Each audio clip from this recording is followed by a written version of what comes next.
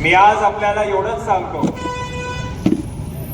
की हे धाराशिव शहर, या शहरामध्ये आपण लहानाचं मोठं झालो. राजकारण आणि बाकीचे गोष्टी हे एक बाजूला राहिले, पण आज शहरामध्ये जे धुळीचं साम्राज्य झालेलं आहे, खड्डे सगळ्या गल्लीमध्ये, सगळ्या रस्त्यांमध्ये, कुठं पण जावा तुम्ही खड्डे झालेले. मी परवा एक व्हिडिओ बघत होतो. एक लहान मुलगी होती, आपल्या वडिलांना विचारत होती. ते दुकानात गेले होते, बाजारला गेले होते, तेव्हा मुलीनं वडिलांना विचारलं की बाबा मला टॉयलेटला जायचंय, मला कुठं सोय आहे. लाज वाटायला पाहिजे या लोकांना, या उमाटावाल्यांना. आज कुठल्या तोंडानं ते मत मागतात, मला खरं आश्चर्य वाटतं.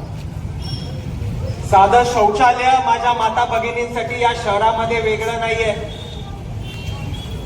रस्ते आणि खड्डे, धूळ हे 2016च्या आधी काका मामा, माझ्या माता भगिनी, माझे बांधव अशी परिस्थिती नव्हती. आपण जे काय करायचो शहरासाठी अतिशय तळमळीने करायचो.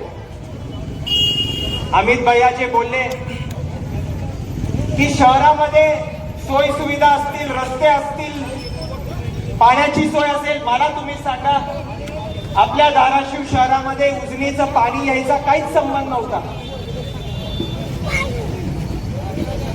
114 किलोमीटर लांबीतून आपल्या शहराला पाणी मिळावं म्हणून आदरणीय राणादादांनी या शहरामध्ये उजनीचं पाणी आणलं.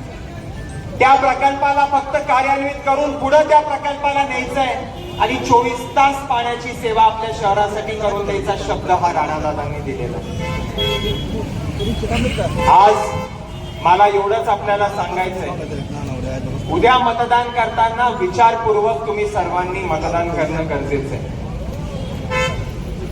आपला विरोधक हे आईस्क्रीमचं कोण नाहीये. मी पहिल्या दिवसापासून सांगतोय, ज्या दिवशी ह्यांची महाविकास आघाडी संपली त्या दिवशी या उबाटावाल्यांना माहित होतं की ह्यांचा नगराध्यक्ष निवडून येत नाही. आज आपली निवडणूक, या धाराशिव शहराची निवडणूक, धाराशिव शहरातल्या प्रत्येक नागरिकाला ठरवायचंय की तुम्हाला कमळ निवडून द्यायचंय का तुतारी निवडून द्यायची.